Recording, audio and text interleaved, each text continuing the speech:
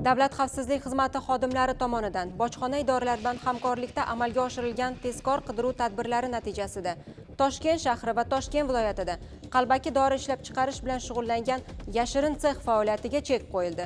Xususan, Toshkent shahrida yashovchi 1984-yilda tug'ilgan shaxs tomonidan ijara asosida olingan Toshkent viloyatining Toshkent tumanidagi xonadon xolislar ishtirokida ko'zdan kechirilganda u nafaqat qalbaki dori vositalarini ishlab chiqarish, balki uning noqonuniy savdosi bilan ham shug'ullanganligi aniqlandi. Dori vositalarini tayyorlashga mo'ljallangan yashirin sexda tegishli hujjatlari bo'lmagan va xavfsizligi kafolatlanmagan 49 nomdagi 594.127 dona Futsis, Prasulpin, Ursasan, Arbidol va boshqa dori vositalari topildi. Ta'kidlash lozimki, bu dorilar mana bu kabi 50 ta asbob uskunalar, xususan stanok va qoliplar yordamida qo'lbola usulda tayyorlab kelingan. Shuningdek, bu yerda sifat talablarga javob bermaydigan 168 kilogramm dori vositalarining xom ashyolari, etiketlari, yo'riqnomalar, qog'oz qutilar, bo'sh idishlar hamda kapsulalar ashyoviy dalil sifatida olindi.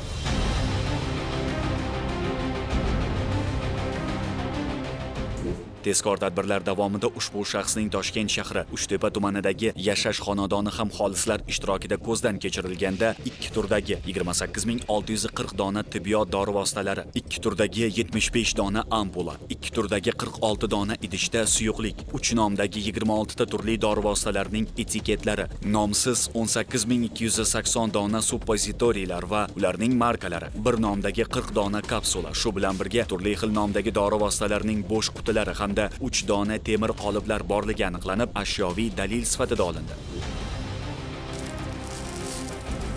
Nomi yo'q. Dori vositalarini solish uchun mo'ljallangan. O'tkazilgan laboratoriya tahlillari natijasiga ko'ra, dori vositalari chinlik, miqdor va boshqa bir nechta sifat ko'rsatkichlari bo'yicha me'yoriy hujjat talablariga javob bermaslik holati, shu bilan birga dori vositalarining yaroqlilik muddati o'tganligi, belgilangan tartibda davlat ro'yxatidan o'tkazilmaganligi va muvofiqlik sertifikati rasmiylashtirilmaganligi aniqlandi.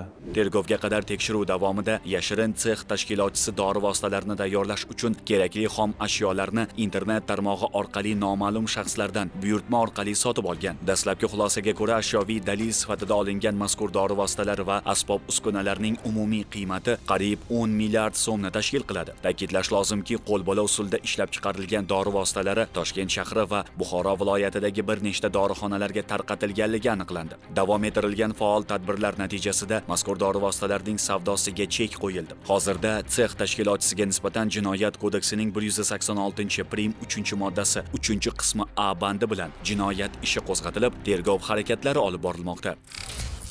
Mazkur yo'nalishda iqtisodiy jinoyatlarga qarshi kurash departamenti bilan hamkorlikda olib borilgan tezkor tadbirda esa Toshkent shahrida yashovchi 1992-yilda tug'ilgan shaxs va uning sherigi poytaxtdagi banklardan birining 1996-yilda tug'ilgan xodimi o'zaro kelishgan holda Xitoy davlatidan olib kelingan 798 ta qutidagi 574560 dona infuzion sistema tibbiy buyumlarini 55700 AQSh dollariga sotgan vaqtlarda ashyoviy dalillar bilan ushlandi. Nech pul oldingiz? Qarab turing. 55700. Qancha sistema uchun bu pul? 798 ta korobka, har bitta korobkada 720 ta bo'ladi. 560 ta. Tegishli xulosaga ko'ra, mazkur tibbiy buyumlar foydalanishga yaroqsiz hisoblanib, O'zbekiston Respublikasi hududida saqlash, sotish, tashish va tibbiyot amaliyotida qo'llash taqiqlanadi. Holat yuzasidan ushbu shaxslarga nisbatan Jinoyat kodeksining 186-prim 3-moddasi 3-qismi A bandi bilan jinoyat ishi qo'zg'atilib, tergov harakatlari olib borilmoqda.